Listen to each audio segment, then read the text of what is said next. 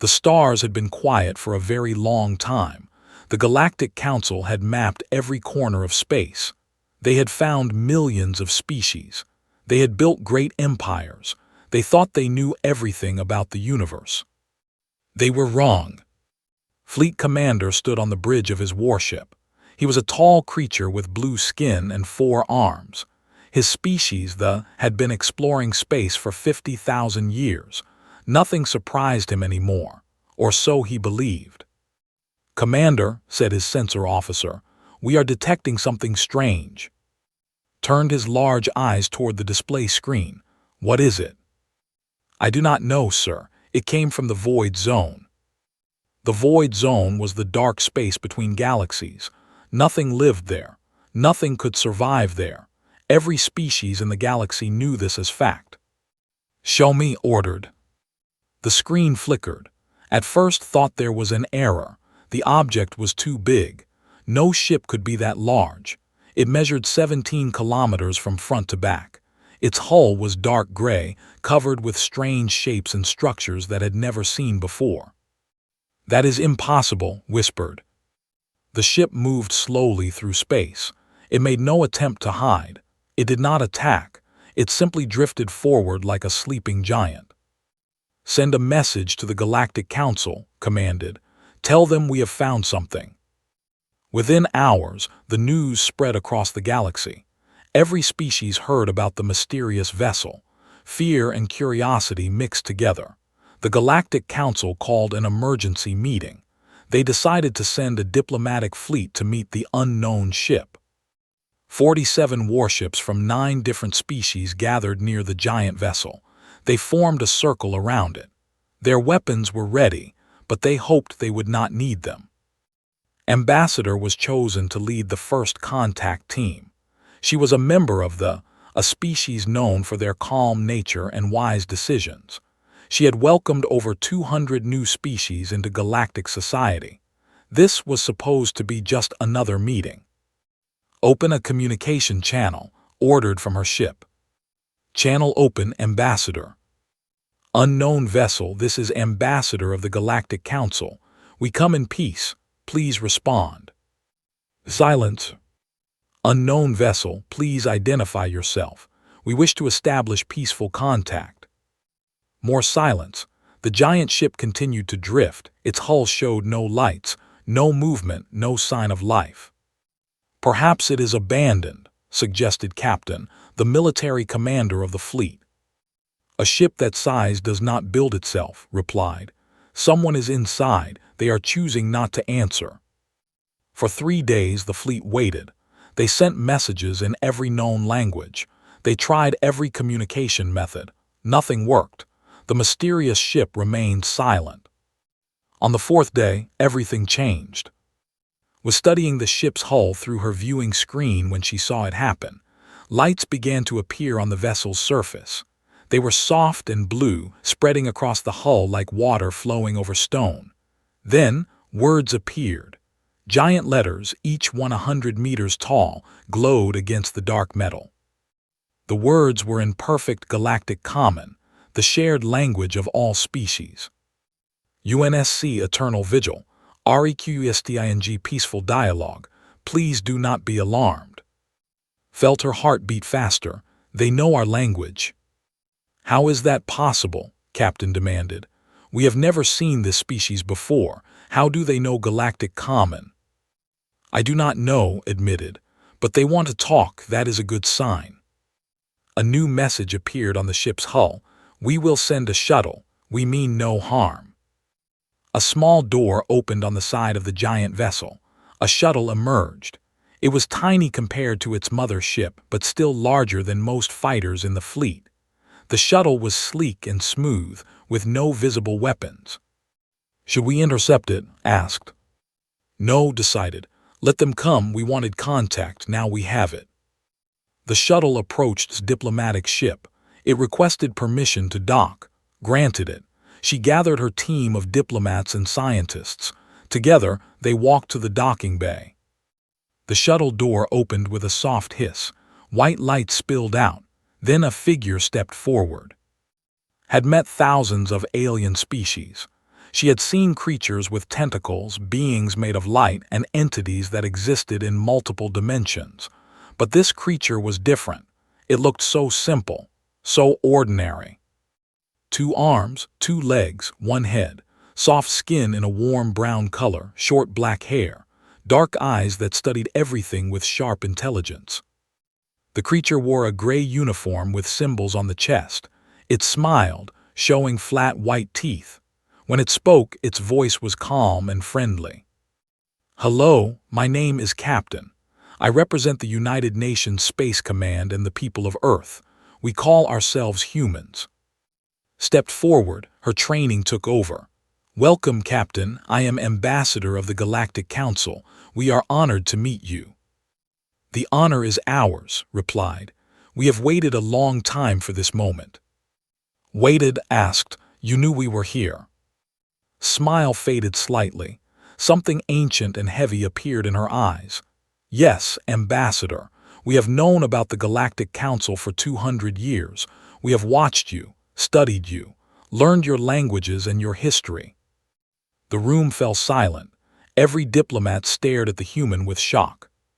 "You watched us," repeated slowly. "For 200 years, why did you not make contact sooner?" Took a deep breath. "Because we needed to be ready.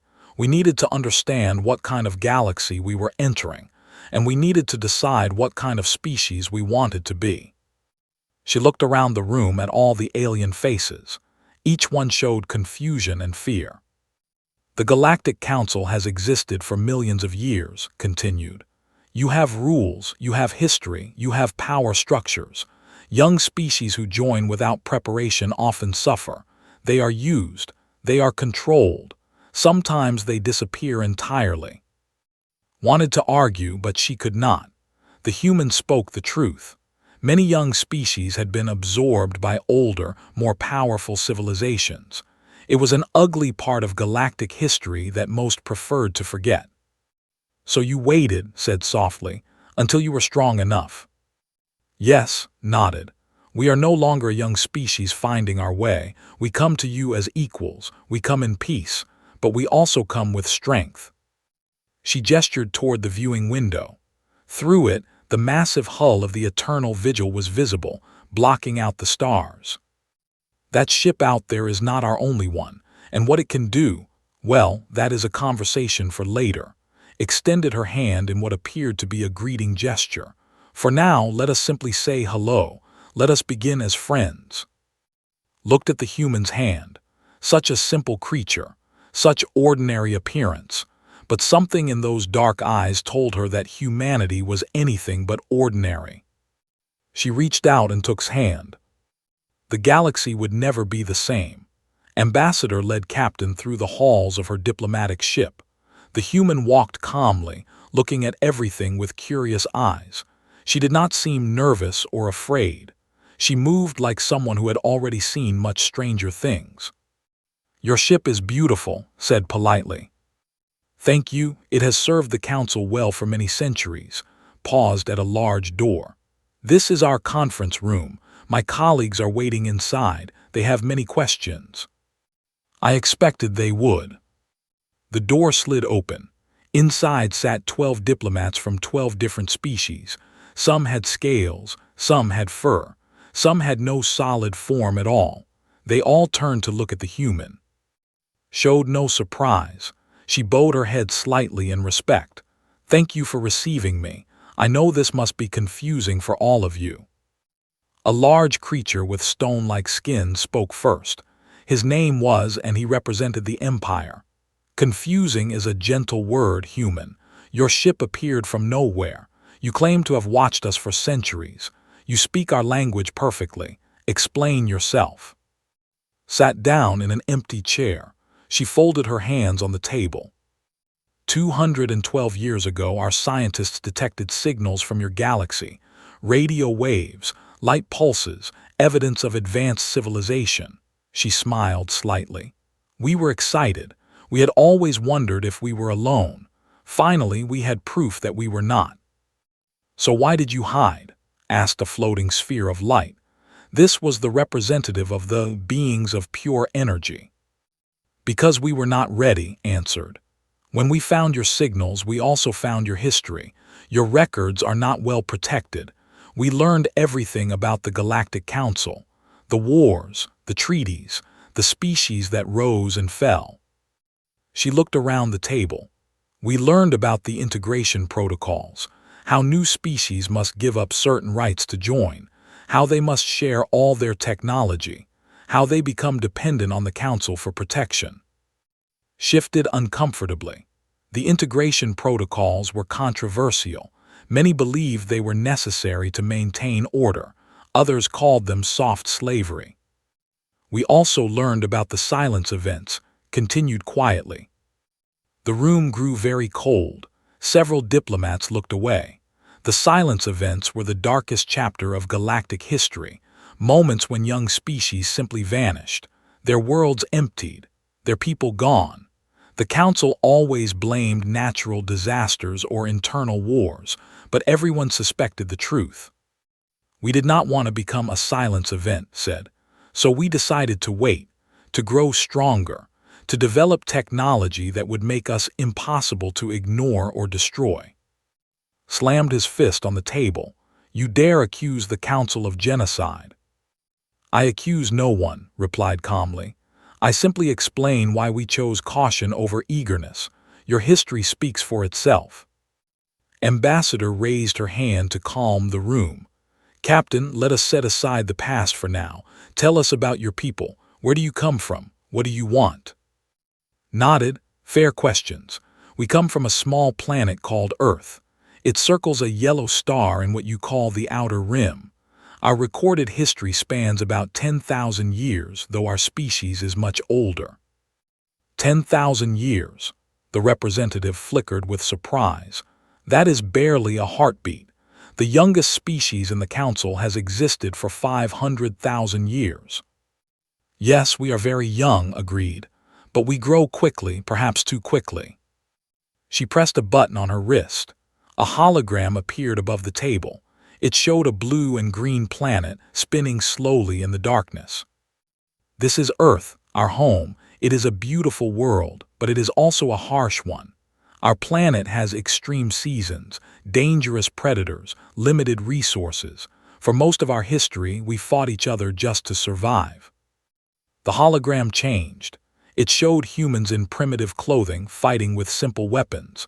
Then it showed cities burning, armies clashing, nuclear explosions rising like terrible flowers. We nearly destroyed ourselves many times, said softly. War is in our nature. Competition is in our blood. For thousands of years, we believed that only the strong deserved to survive. The diplomats watched in silence. They had seen violent species before, but something about human history felt different, more intense, more desperate. Then we reached the stars, continued. The hologram showed rockets launching, space stations being built, ships traveling to other planets, and everything changed. How so? Asked. When we looked back at Earth from space, we saw how small it was, how fragile. We realized that we were all one people. Our differences seemed foolish compared to the vastness of the universe. His voice grew stronger. We did not stop being competitive. We did not lose our fire, but we learned to direct it outward instead of inward. The hologram changed again. Now it showed massive construction projects, ships being built by the thousands, strange machines that pulsed with unknown energy. For 200 years, we worked together with a single purpose. We built fleets. We developed weapons. We created technology that would have seemed like magic to our ancestors. Looked directly at. We did this because we knew that the galaxy was not safe. We knew that power was the only thing that truly mattered. Met her gaze. You prepared for war. No, we prepared for survival. There is a difference.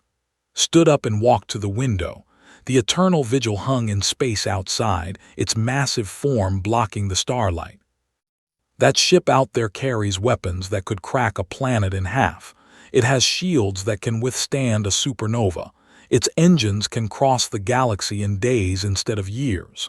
She turned back to face the diplomats. But we did not come here to fight. We came here to join you." "Join us?" was confused. "With all that power, why would you want to join anything?" Smiled, it was a sad smile, full of old pain. "Because power alone is not enough. We learned that lesson the hard way. We spent centuries killing each other because we had strength but no wisdom. We had weapons but no purpose beyond survival." She sat back down. "The galaxy has something we lack, millions of years of experience, cultures and philosophies that have endured since before our sun was born, knowledge that we could never gain on our own." She leaned forward. "We offer our strength in exchange for your wisdom. We offer protection in exchange for friendship. We want to be part of something greater than ourselves." The room was silent for a long moment. Finally, they spoke. "Your words are beautiful, Captain, but words are easy. How do we know you speak the truth? How do we know you will not simply take what you want?" Nodded slowly. "You cannot know for certain. Trust must be earned over time, but I can show you something, a demonstration of what we are capable of, and then you can decide for yourselves whether we are worthy of trust." She stood up and walked toward the door.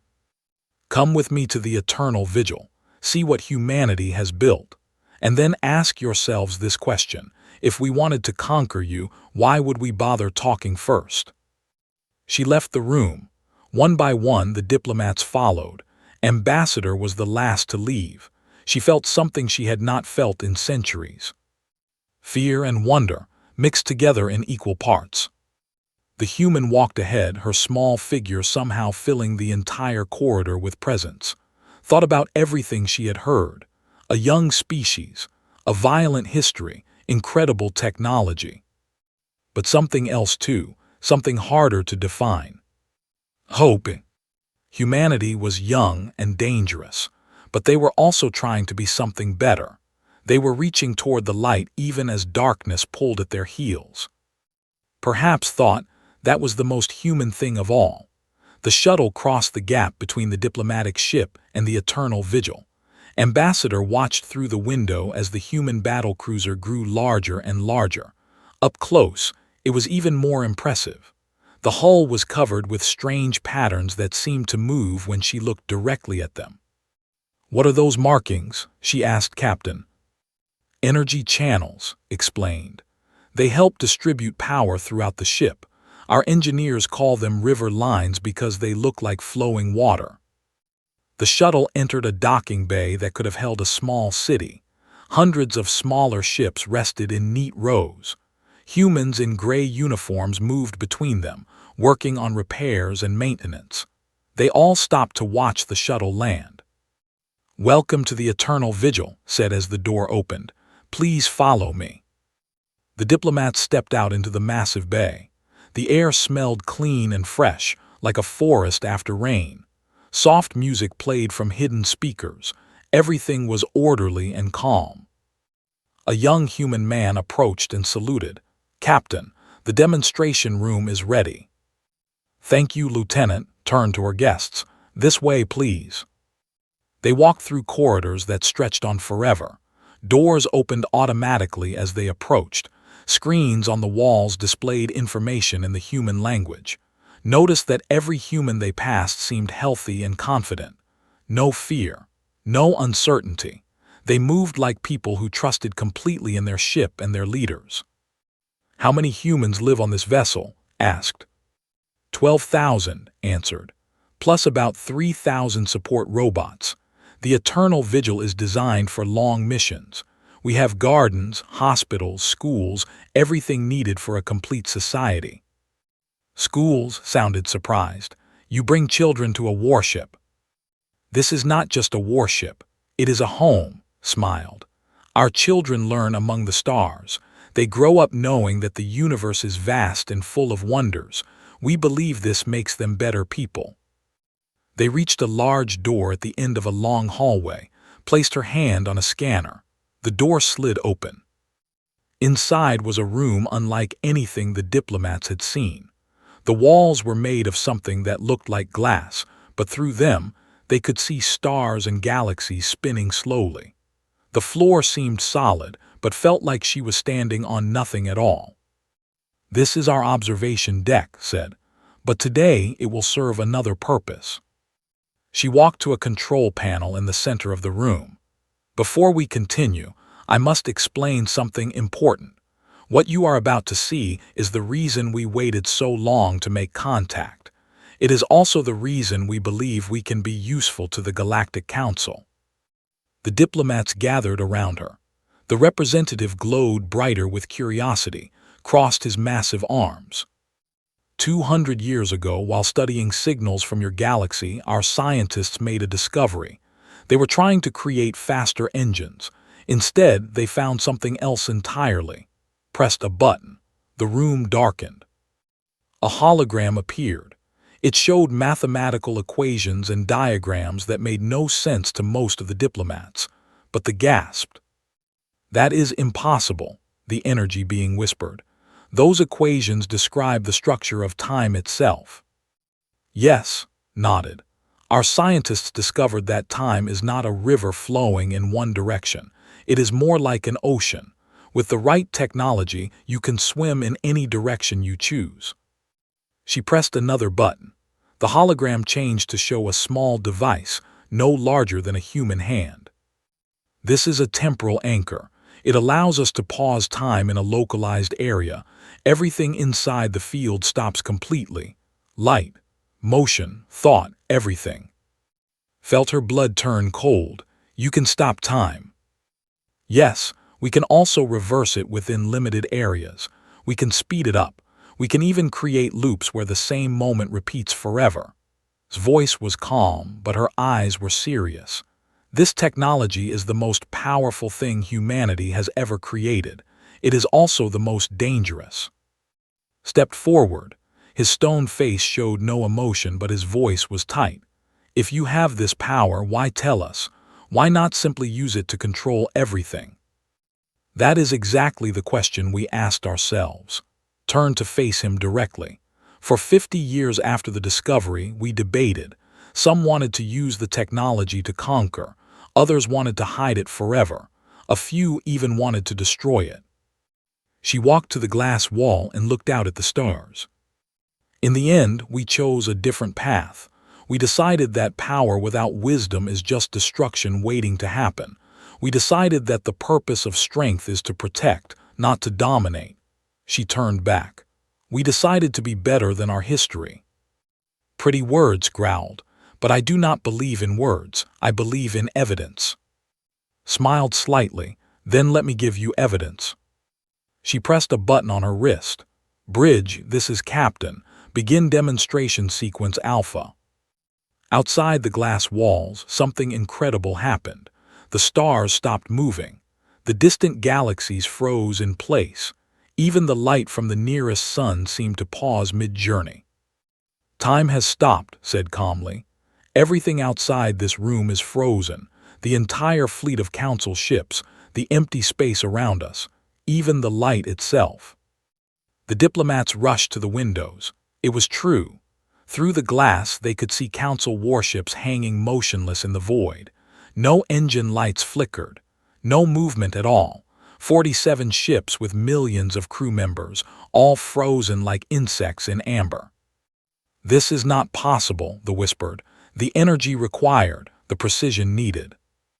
"It took us 150 years to build a generator powerful enough," said. "The Eternal Vigil's core can maintain this field for approximately 6 hours, longer with the full fleet supporting it." Turned to face her. "The full fleet, there are more ships like this. 12 battlecruisers, 40 destroyers, 200 support vessels." Met her gaze steadily. "All equipped with temporal technology, all crewed by humans who understand what this power means and how carefully it must be used." Slammed his fist against the glass. It did not crack or even shake. "You could destroy us all. You could wipe out the entire council in a single moment." "Yes," his voice was soft but firm. "We could. We chose not to." She walked back to the control panel. "Watch the fleet carefully." She pressed another button. Outside, something even more impossible happened. The Eternal Vigil began to move, but it did not simply fly through space. It appeared in multiple locations at once. 7 copies of the massive ship surrounded the frozen Council fleet. Each copy was solid. Each copy was real. Temporal splitting explained. We can exist in multiple moments simultaneously. Each version is fully capable, fully armed, fully dangerous. Then, just as quickly, the 7 copies merged back into one. The Eternal Vigil returned to its original position. Bridge end demonstration, commanded. The stars began to move again. The Council ships came back to life. Lights flickered. Engines hummed. Life returned to the frozen universe. Your crews will not remember anything, said. From their perspective, no time passed at all. They will think they simply blinked. The diplomats stood in shocked silence.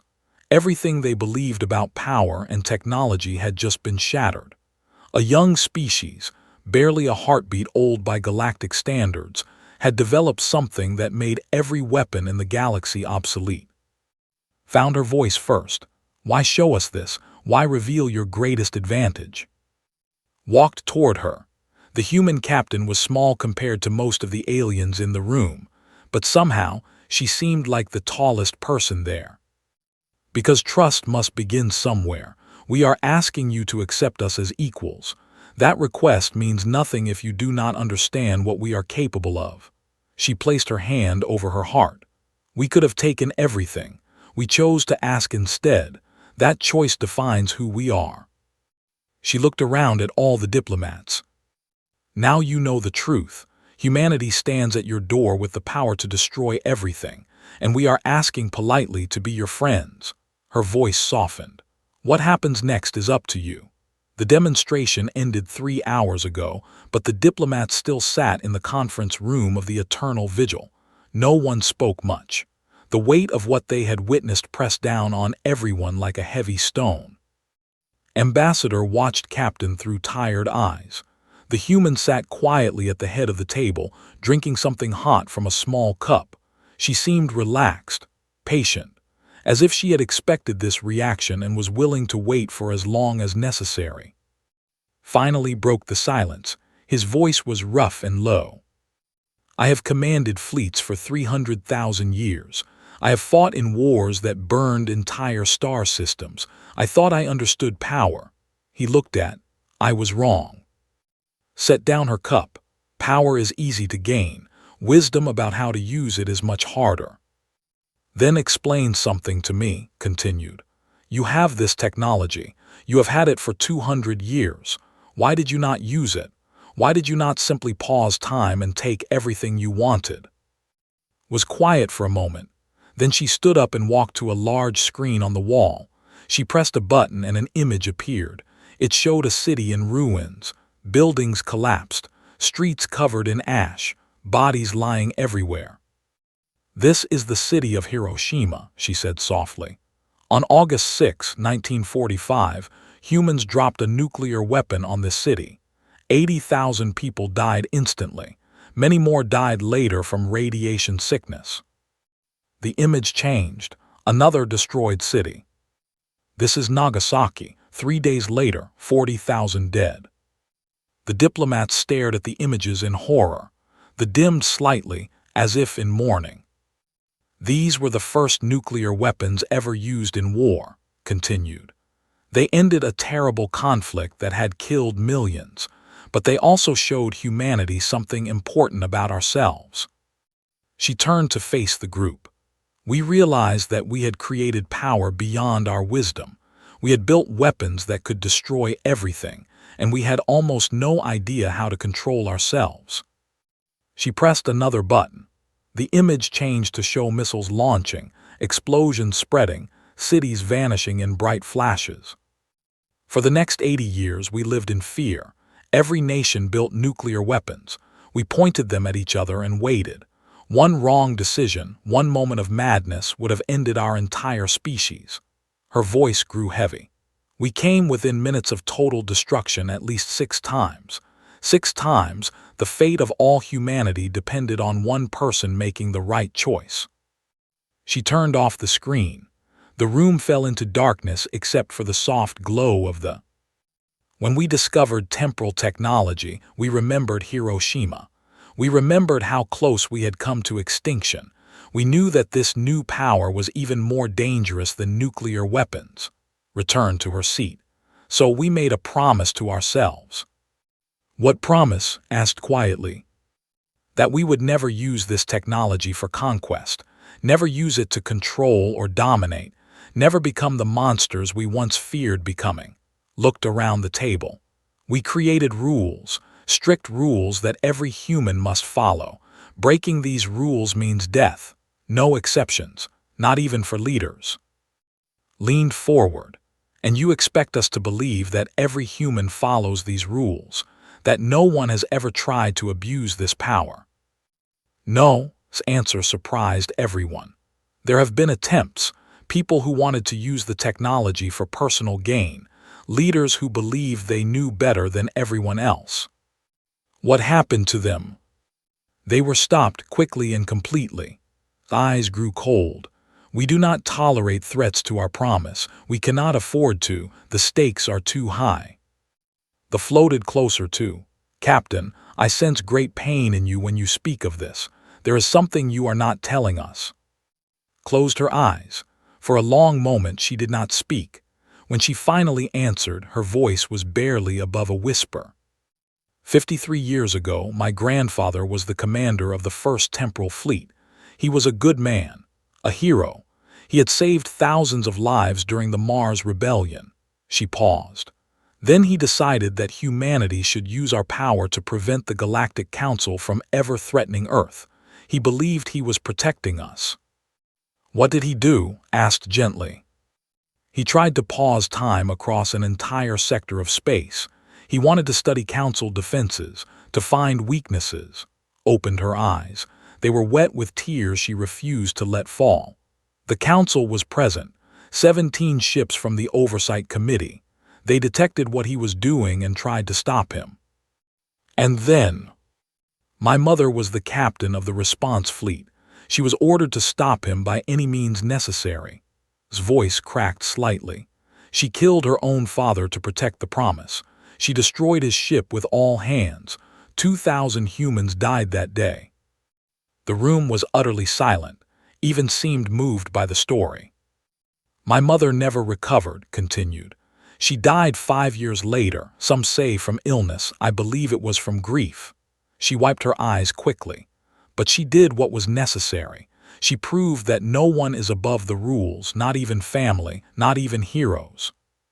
Reached across the table and touched his hand. I am sorry for your loss. Thank you, took a deep breath and composed herself. I tell you this story because I want you to understand something. Humanity's restraint is not easy. It is not natural. Every day we fight against our own worst instincts. Every day we choose to be better than what we could be. She stood up and walked to the window. Outside, the Council fleet floated peacefully in space.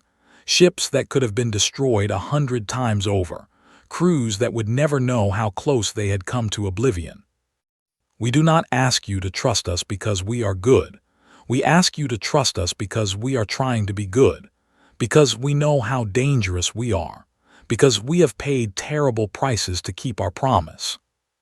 She turned back to face the diplomats. The galaxy has existed for billions of years. It has seen empires rise and fall. It has survived wars and plagues and disasters beyond counting. Her voice grew stronger. But it has never seen a species like humanity. A species that gained the power of gods and chose to remain mortal. A species that could have ruled everything and decided to ask for friendship instead. Stood up slowly. His massive form cast a shadow across the entire room. For a long moment he simply looked at. Then he did something that shocked everyone. He bowed. Captain, I have lived longer than your entire species has existed. I have seen countless civilizations claim to be peaceful while hiding knives behind their backs. I have learned to trust no one. He straightened up.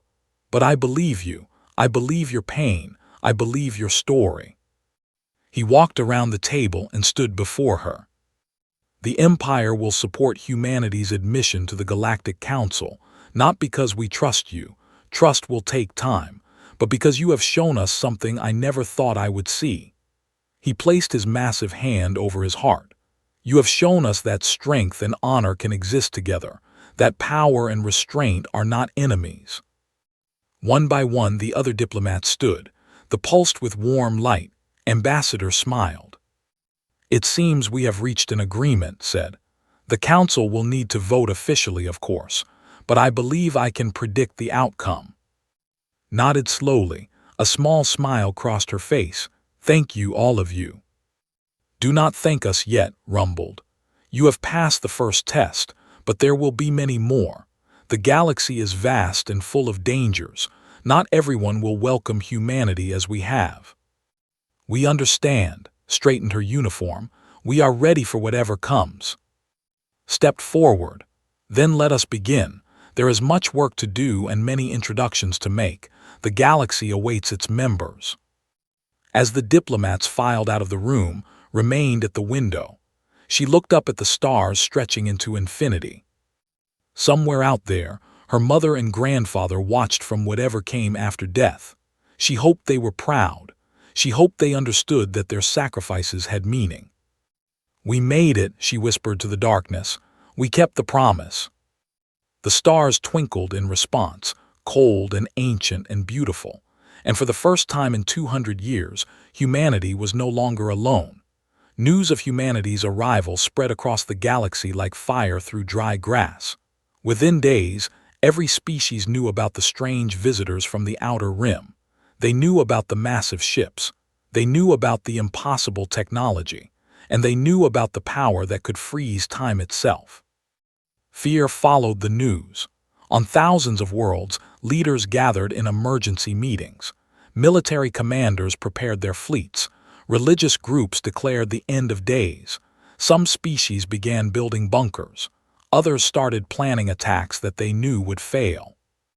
The Galactic Council worked quickly to calm the panic. Ambassador and her colleagues traveled from system to system, explaining what they had witnessed. They told the story of Captain. They described humanity's promise of restraint. They showed recordings of the demonstration aboard the Eternal Vigil. Most importantly, they shared the truth. Humanity was not here to conquer. They were here to join. 6 months passed. The fear slowly turned into curiosity. Ships began visiting the human fleet, carrying scientists and diplomats and ordinary citizens who simply wanted to see these strange new creatures. The humans welcomed everyone with open arms. Captain became the face of humanity to the galaxy. She gave speeches at the council headquarters. She answered questions from thousands of journalists. She smiled for cameras and shook hands with creatures that looked nothing like her. Through it all, she remained patient and kind. 1 year after first contact, the Galactic Council held its official vote. Representatives from over 1 million species gathered in the Great Assembly Hall, a building so large it had its own weather system. Clouds drifted beneath the ceiling. Rivers flowed along the walls. Gardens grew in every corner. Stood at the center of the hall, alone. She wore her formal uniform, decorated with medals that told the story of her service. Behind her, displayed on screens that stretched for kilometers, was the symbol of humanity, a blue planet circled by a golden ring. "The question before us is simple," announced the Speaker of the Assembly, an ancient being whose form shifted constantly like flowing water. "Should humanity be admitted to the Galactic Council as full and equal members? Those in favor, illuminate." Lights began to appear across the vast hall, first dozens, then hundreds, then thousands. They spread like stars being born, filling the darkness with golden warmth. The counter on the main screen climbed higher and higher. When the final count appeared, had to read it 3 times before she believed it. 97% in favor. The hall erupted in noise, cheers and singing and sounds that humans had no words for. Creatures of every shape and size celebrated together. In that moment, the galaxy welcomed its youngest member. Felt tears running down her face. She did not try to stop them. Ambassador appeared beside her and took her hand. How do you feel?" "Terrified," admitted, "and grateful and hopeful," she laughed softly, "mostly terrified." "Good," smiled. "That means you understand how important this is." The celebrations lasted for weeks. Human ships visited hundreds of worlds, bringing gifts and goodwill. Alien visitors flooded into human space, eager to learn about Earth and its strange, violent, hopeful people. Trade agreements were signed. Cultural exchanges began. Friendships formed. But not everyone celebrated. In the shadows of the galaxy, there were those who feared what humanity represented. Species that had ruled through power alone. Leaders who saw human restraint as weakness waiting to be exploited. Criminals and tyrants who understood that humanity's technology could end their empires overnight. They gathered in secret places and made dark plans. Learned of these threats during a private meeting with. The old warrior had become something like a friend over the past year. He visited the Eternal Vigil often, sharing stories and advice with the young human captain. There will be attacks, warned. Not official ones. The Council will not move against you directly, but there are others, pirates, rogue factions, species that never join the Council because they prefer chaos. "We expected this," replied calmly. "We have been preparing for threats since before first contact." "I know, but preparation is not the same as experience," leaned closer. "The galaxy will test you. It will push you to see if your promise is real. Enemies will try to make you angry. They will try to make you afraid. They will try to make you use your power in ways that break your own rules." Nodded slowly. "And if we fail those tests? Then the galaxy will turn against you. The fear will return. The vote that welcomed you can be reversed." His voice grew heavy. "You will be alone again, surrounded by enemies who now know exactly how dangerous you are." "Then we must not fail." 3 months later, the first test came. A human colony ship was attacked near the edge of Council space. Pirates from an unknown faction disabled its engines and boarded it. They took hostages. They sent a message to the Eternal Vigil. "Send your captain, alone, unarmed, or we kill everyone." Received the message on the bridge of her ship. Her officers watched her carefully, waiting for orders.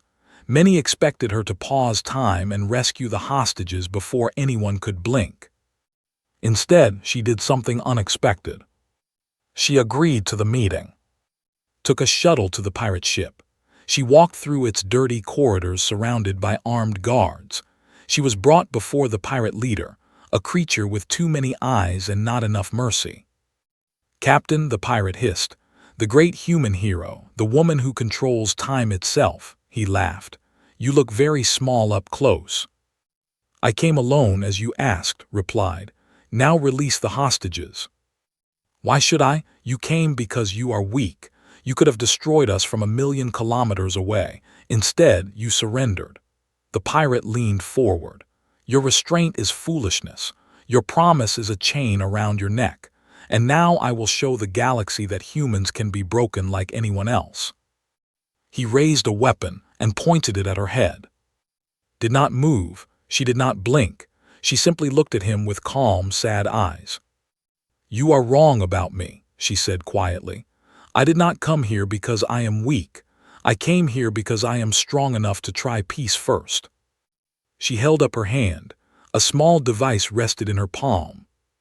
"This is a temporal beacon.